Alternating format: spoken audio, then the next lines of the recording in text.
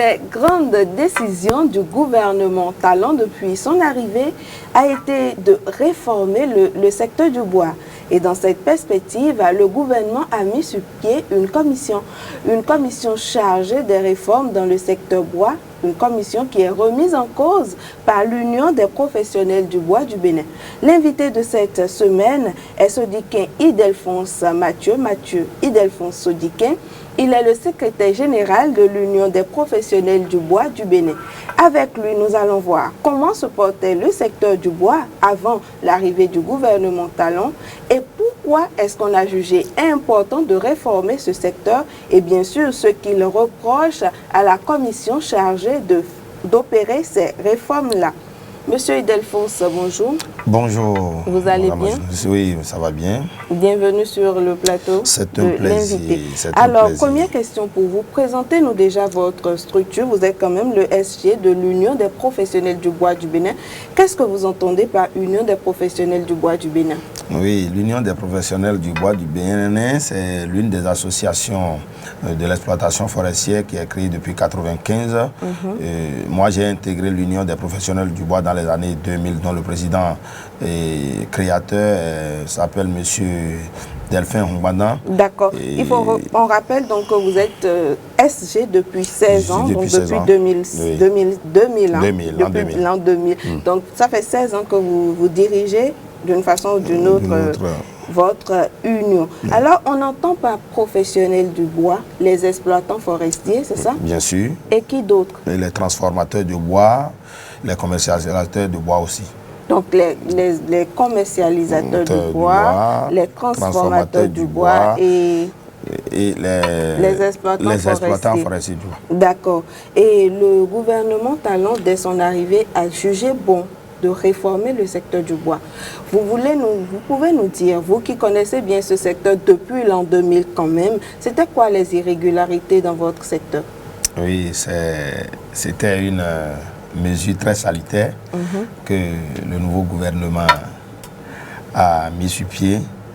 Nous faisons partie des acteurs qui ont poussé le gouvernement à faire la suspension de l'exploitation et de l'exportation du bois. Nous étions en mai, c'était le Conseil des ministres du 11 mai qui a stipulé cela.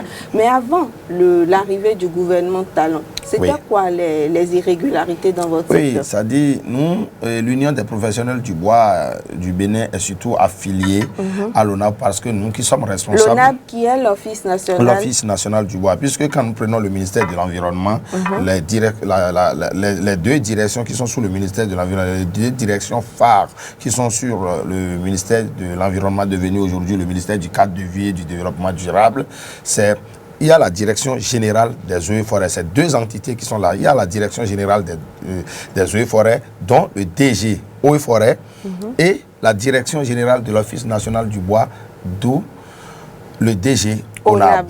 Donc nous sommes plus affiliés à l'Office national du bois. Puisque votre secteur, c'est le bois, que la direction générale des eaux et forêts.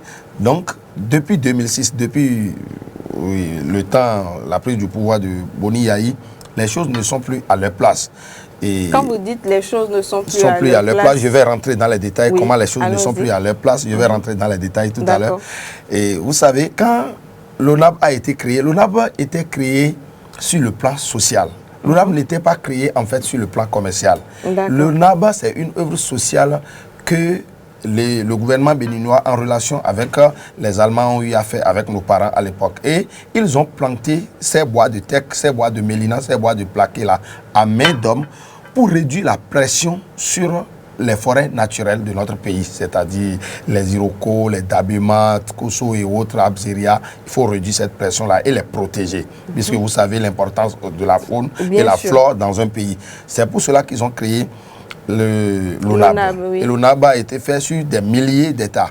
Maintenant, quand l'ONAB est créé, l'État béninois a créé la branche industrielle appelée IBB, donc Industrie du bois du Bénin. Oui. Industrie du bois du Bénin avant, c'est-à-dire quand les produits viennent de l'ONAB, on transforme ces produits et on permet aux menuisiers de la localité du Bénin tout entier de venir s'approvisionner là pour aller répondre aux obligations primaires dans leurs usines différentes. Mais il s'est fait que l'usine, pour la mauvaise gestion de nos dirigeants, s'est retrouvé en faillite et les machines sont devenues totalement vétustes. Donc, l'État béninois a demandé la cellule de privatisation de l'ONAB, d'où il y a une société qui s'appelle Général Dodd qui était venue pour la privatisation, pour se privatiser de cette usine-là. Mais quand il a été voir les machines, il a vu que le niveau de vétusté de ces machines-là était trop grand. Donc, il a décidé de se retirer. C'est en 2009 que l'État a relancé la privatisation de la cellule. Donc, nous sommes en 2009, après la privatisation manquée de l'IBP. Bien sûr. Jusqu'à là, tout allait bien dans le secteur du bois. Oui, maintenant, quand l'État a lancé en 2009 la privatisation de la cellule industrielle de IBB, les deux adjudicateurs qui étaient retenus, c'était IBB et ATC Industrie Bois. D'accord. Nous, on avait voulu participer, mais les mesures qu'ils ont posées ne nous étaient pas permis d'aller. Ne vous étaient pas favorables. Ne nous étaient pas favorables. D'accord. Donc, nous, on s'était retirés. Donc, les deux adjudicateurs qui étaient retenus en ce moment, en 2009, là, étaient Jupiter MPS, la société Jupiter MPS. C'est une société indienne, Jupiter MPS, et l'industrie ATC et Industrie du bois du Bénin gérée par Fadi. C'est ATC Beko, le directeur de ATC Beko qui est en même temps le directeur de ATC Industrie Bois. Donc c'est cette deuxième. Maintenant, en cette période de privatisation-là, c'était deux offres. Il y a l'offre technique qui concerne les machines, comment vous transformez, quelles sont les machines que vous avez. Et quand vous êtes admis pour l'offre technique, c'est en ce moment-là qu'on va vous amener vers l'offre financière. Et les deux étaient retenus sur, la ATC Industrie Bois était retenue sur l'offre technique et Jupiter MPS aussi était retenu sur l'offre technique. D'accord. Donc ça restait l'offre financière. Nous étions toujours en 2009. Nous étions toujours en 2009. Ce qui a fait ATC a échoué et que IBB a pris le dessus. ATC avait offert un franc symbolique de 110 000 francs par mètre cube.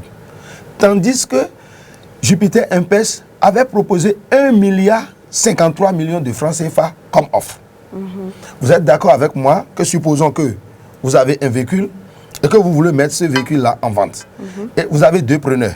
Il y a un qui est venu vous dire, bon, je vais prendre le véhicule, je vais rouler 2 jours, 3 jours, 4 jours, et je vais voir comment nous allons faire. Tandis qu'une autre personne vient et dit, bon, mon ami, combien vous voulez vendre le véhicule? Vous dites 1 million, dit, tenez 500 000 d'abord. À qui vous allez remettre ce véhicule-là?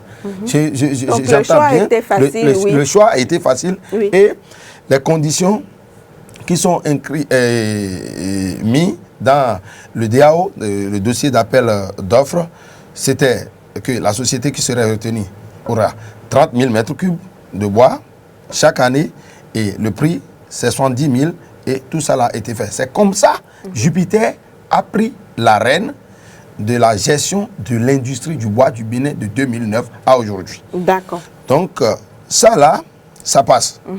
L'État béninois prévoit chaque année 54 000 mètres cubes du bois qui doivent être coupés dans la forêt de l'ONAB. Et nous allons encore reboiser d'autres.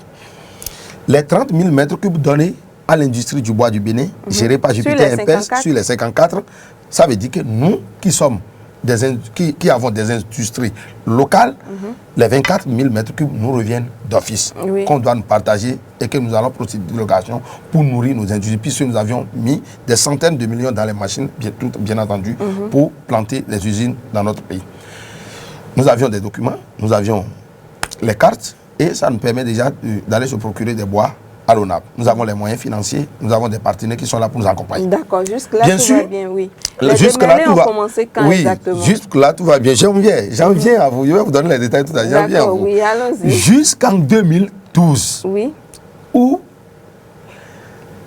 D'ailleurs, je voudrais vous rappeler d'abord que de 2009 jusqu'à aujourd'hui, pour être DG de l'ONAV, il faut être au moins colonel des eaux et forêts. D'accord. Il faut être colonel des eaux et forêts. D'accord. C'est les colonels des eaux et forêts qui ont géré jusqu'en 2012, où Yahi Bouni a nommé Clément Kouchadé, qui n'est pas général qui n'est pas colonel des eaux et forêts, qui est un ingénieur en agronomie, qui a fait l'école de transformation du bois à Paris.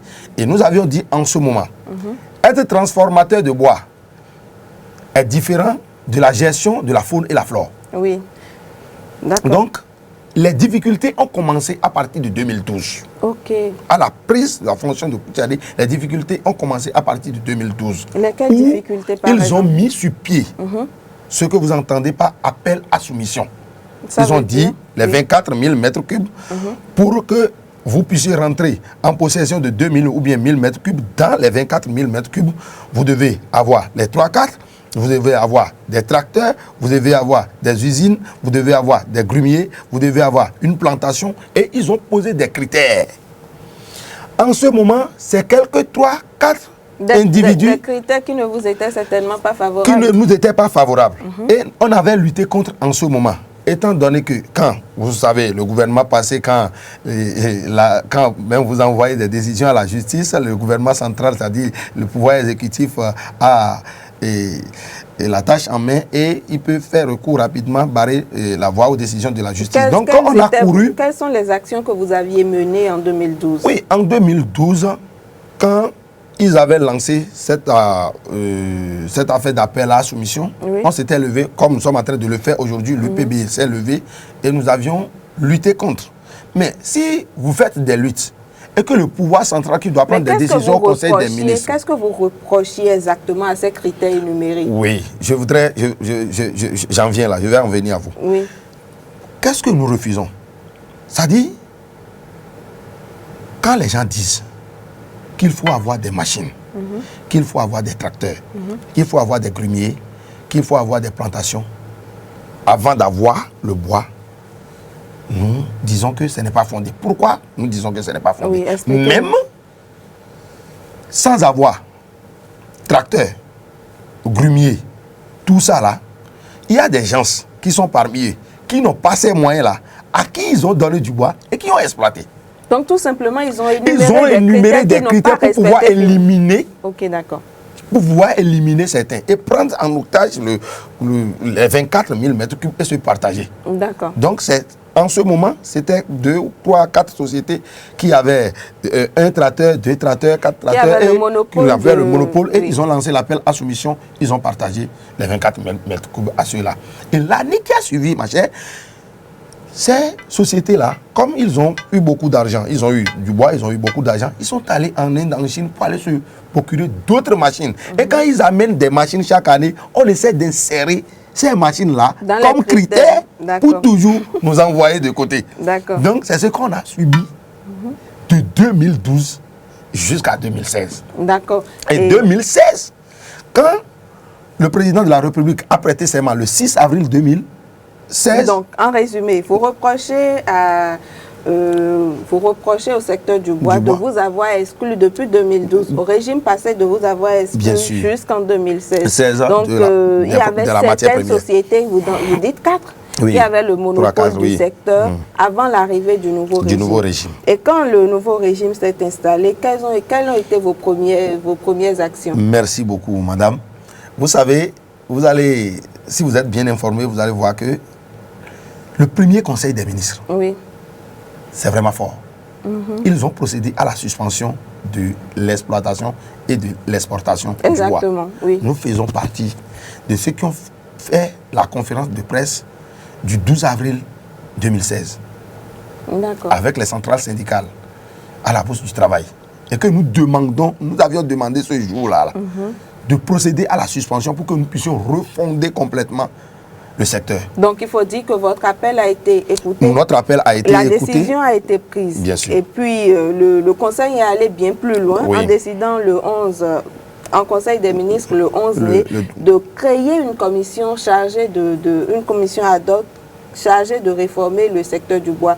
Et vous-même qui aviez réclamé la suppression et la refondation en grippe du secteur du bois, vous dites encore qu'il y a mal donne. Il y a mal donne à quel niveau? Je vais revenir un peu en arrière pour vous dire que après cette suspension, nous avions fait un autre point de presse, demandant au ministre de regrouper tous les acteurs de bois, de regrouper tous les responsables d'associations de bois, pour que nous puissions ensemble rester, faire une table ronde et discuter avec lui, pour lui faire part des méfaits que nous avions connus de 2012 jusqu'à aujourd'hui. Effectivement, le ministre, écoutant notre cri de cœur, nous a invités à la salle de conférence de la direction générale des eaux et forêts. On était plus de 200 personnes, nous avons reçus, nous avions parlé, nous avions fait même des dénonciations, nous avons cité des noms pour des personnes qui étaient présentes et qui n'avaient même pas la possibilité de réagir, puisqu'ils se voyaient impliqués totalement, trempés totalement dans les dossiers souillés des eaux et forêts, dans les scandales de l'ONAP et autres, avec les feuilles de brousse et autres. Maintenant, après tout ça là, nous avions monté sur les chaînes de télévision, sur les chaînes de radio, de télévision, dénonçant des choses. Le ministre, quoi, nous dénonçons premièrement la mafia qui est organisée à l'ONAP. Il faut que le nouveau ministre, bon, il n'est pas un petit dans le domaine, c'est un cadre de la base et il fut directeur de cabinet du ministre Nyakadia à l'époque. Mais après lui, beaucoup de choses se sont passées. Donc il faut qu'il soit imprégné, il faut qu'il soit informé avant d'agir. Donc nous avions dénoncé la mafia qui est organisée à l'ONAB par l'appel à soumission, les coupes qui se font à l'ONAB, les coupes frauduleuses où quand on vient dans la forêt de l'ONAB, on prend une parcelle donnée, on dit qu'on veut nous réaliser des pistes et quand on dit qu'on veut nous réaliser des pistes, on fait des abattages frauduleux. Vous savez que moi, ma société, par exemple, la société Mafi, Matériel Mouze et Fils, dont je suis le directeur commercial, le 5 février 2015, la direction générale de l'ONAB m'envoie une notification selon laquelle on m'a donné 1000 mètres cubes de bois, dont 500 mètres cubes de l'ancienne forêt, 500 mètres cubes de la nouvelle forêt. Je réclame, je dois aller payer et prendre le contrat. On m'a mis de côté et j'ai eu des informations selon lesquelles ils ont transféré la notification, le volume que ma notification porte sur une autre société. Et j'ai entendu que cette société-là est en train d'opérer dans la forêt de l'ONAB. Et personnellement, je me suis déplacé pour la forêt de l'ONAB et j'ai vu que la partie-là a été incendiée. Et j'ai montré ça sur les chaînes de télévision. Donc on a dénoncé tout ça là, les abattages frauduleux, des incendies, tout ça, c'est un crime contre l'environnement. Et tout ça, là, c'est pénal. Donc, entendant notre cri de cœur, le ministre a donné un coup de balai. Le directeur général est parti, le directeur général des eaux et forêts, le directeur général de l'ONAB, le directeur technique, DAC, tout ça, là, ils ont donné un coup de balai, c'est parti. Mais ils sont partis, mais il y a toujours problème. Pourquoi il y a toujours problème? Nous avions dit également au ministre que nous voulons l'annulation pure et simple de l'appel à soumission de cette année 2016, y compris les contrats qui sont signés de octobre à aujourd'hui. Parce que la loi numéro 2013-06 portant code électoral en République du Bénin, dans son article, je pense 63-62, dit que à 6 mois des élections présidentielles, les sociétés publiques et les sociétés d'État, on ne doit plus lancer des appels à soumission puisque les élections sont proches. Et nous avions compris que ces appels à soumission ont été faits à but électoraliste puisque c'est ceux qui étaient proches du chef de l'État qui ont bénéficié de cet appel à soumission-là. C'est une allégation approuvée. Oui, c'est basant sur ces lois, nous pouvons demander, nous avions demandé au ministre Tornado de procéder à l'annulation de cet appel à soumission. Puisque en octobre, nous étions à 4 mois de la présidentielle. Nous étions à 4 mois et ils ont lancé l'appel à soumission en décembre 2015, c'est-à-dire à 2 mois des élections et les résultats ont été donnés le 9 février 2016. Les élections étaient prévues pour le 28. Voilà qui donne les résultats le 9 à 15 jours des élections présidentielles. Nous avions dit au ministre que tout ça a été fait à but électoraliste et de procéder à l'annulation de cet appel à soumission. Maintenant, aujourd'hui, vous savez, au Bénin, quand vous avez les moyens financiers, on vous écoute plus. Ah bon? Oui. D'accord, c'est vous qui le dites. Oui. Quand vous avez les moyens, on vous écoute plus. Les gens ont travaillé pendant 4 ans. Nous n'avions pas de voix en ce moment-là. Parce que quand on dit, il y a d'autres qui passent pas derrière avec les billets de banque pour aller corrompre les autorités. Et on ne veut pas nous écouter. Oui, on ne veut pas nous écouter. Maintenant que l'autre est venu, tout à l'heure est venu, nous avons opté pour la rupture, il est venu. Et quand nous avions commencé, il y avait des autorités qui sont dans le gouvernement, qui nous écoutaient, qui nous recevaient dans leur bureau. Mais on a l'impression que ceux-là aujourd'hui sont corrompus. J'ai dit on a l'impression. Pourquoi? Parce que nous n'avions pas les informations entendues que nos amis d'en face, que nous sommes en train de dénoncer, sont allés les voir. On a vu les autres à Yamoussoukro, on a vu des autres à Abidjan, on a vu des autres en Afrique du Sud. Donc avec nos autorités. Vous êtes en train de nous dire que même à l'aide de la rupture, avec la nouvelle équipe, nous avons déjà des corrompus. Bien sûr, bien sûr. D'accord. Nous avions déjà des corrompus. Donc, nous voyons aujourd'hui que c'est nous-mêmes qui avions demandé au ministre de procéder à une commission de réforme. Et on voit aujourd'hui que la commission est formée. Oui. Et on nous a mis de côté. La commission est formée et aucune association n'est associée à cette commission-là. D'accord. On a l'impression que les directeurs généraux qui sont limogés sont dans la commission des réformes. Et je me demande... Non, mais en tant que directeur limogé, vous ne pensez pas que pour avoir dirigé la maison, ils ont droit de citer et qu'ils devraient pouvoir être dans la commission? S'ils avaient bien géré la maison, quelles sont les dénonciations que nous avions faites jusqu'à leur limogeage? Ils n'ont peut-être pas bien géré, mais ils ont quand même vu passer des dossiers, ils ont paraphé des documents. Bien sûr. Je pense qu'ils ont quand même leur place dans la commission. Non, mais il y a des gens, quand on parle de leadership, c'est l'expérience et l'ancienneté, surtout. Mais ceux qui sont venus de Paris, de n'importe où, et par la politique, on les a positionnés là. Et ils étaient dans leur bureau, qui ne mettent pas pied dans la forêt. Bon, disons à on a aujourd'hui, les deux personnes que nous sommes en train de décrier, qui sont nos amis d'en face que nous sommes en train de décrier, d'autres ont mis leur pied dans la forêt de l'ONAP, ça fait plus de 5 ans. Demandez-leur quelles sont les parcelles qui ont pris feu.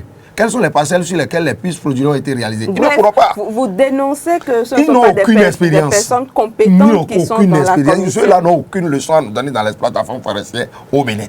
C'est des opportunistes. Ils ne sont pas encore à l'heure de donner des leçons, mais la commission est chargée d'étudier déjà, de faire l'état des lieux, de voir... Si on doit faire l'état des lieux, il faut se déplacer et aller sur les lieux avant de faire l'état des lieux.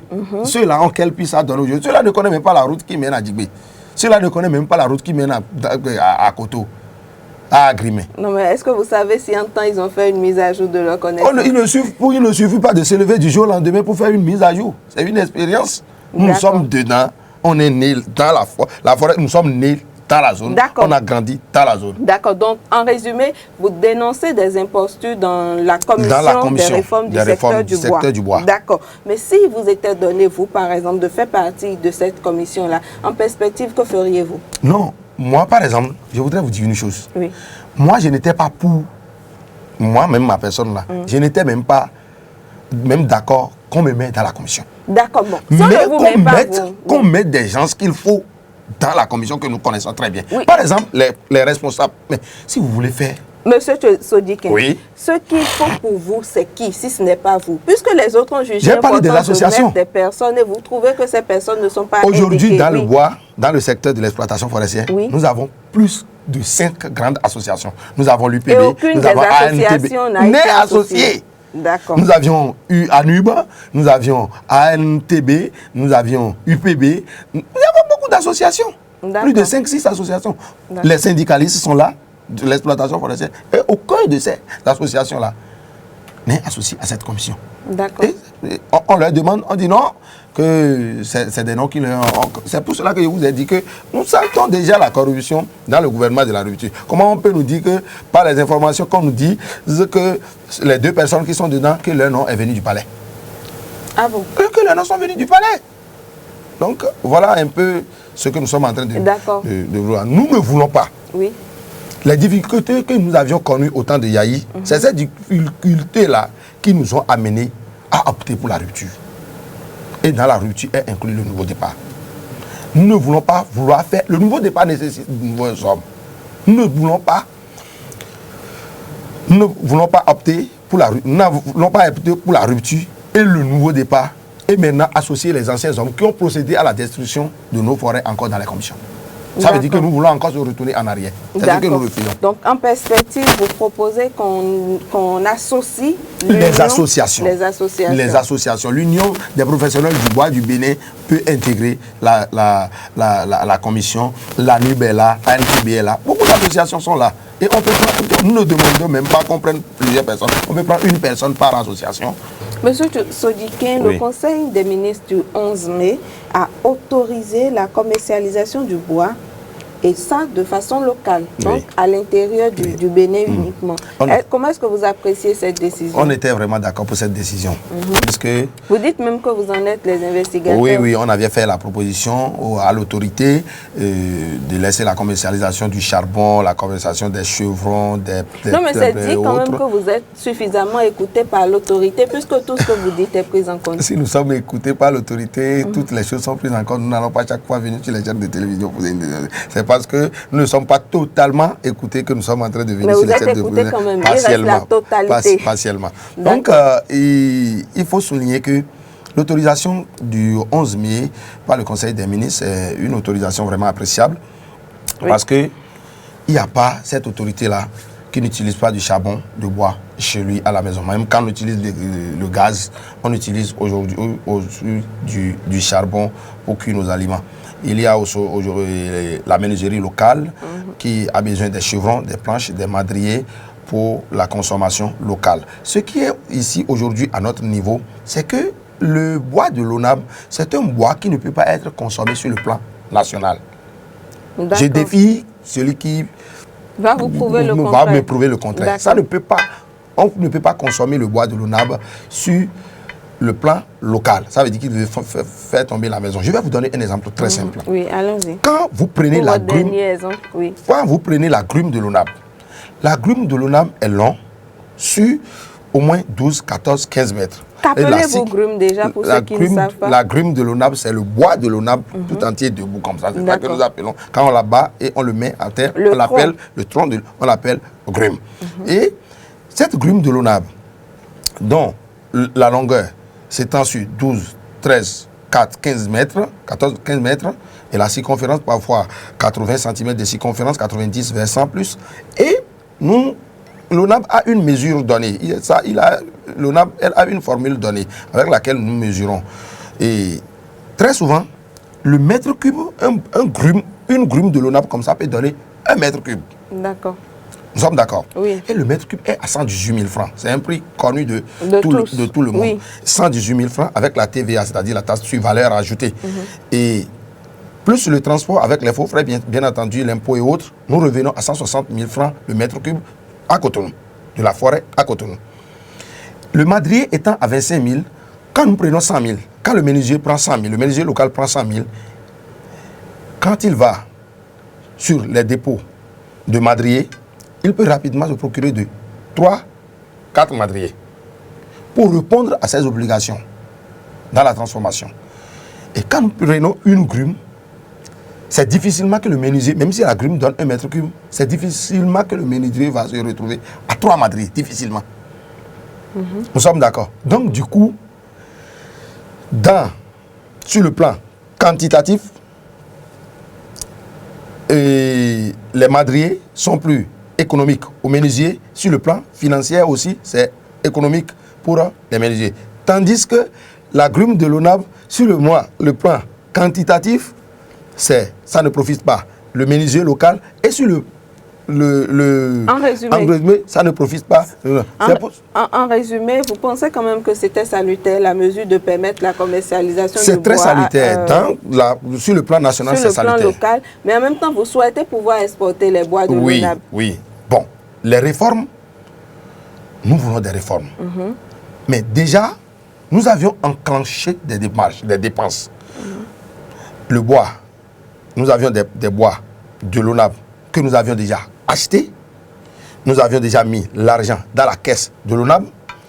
Personne n'a l'argent. Nous travaillons avec les instituts bancaires et nous payons, nous répondons aux obligations de chaque fin du mois.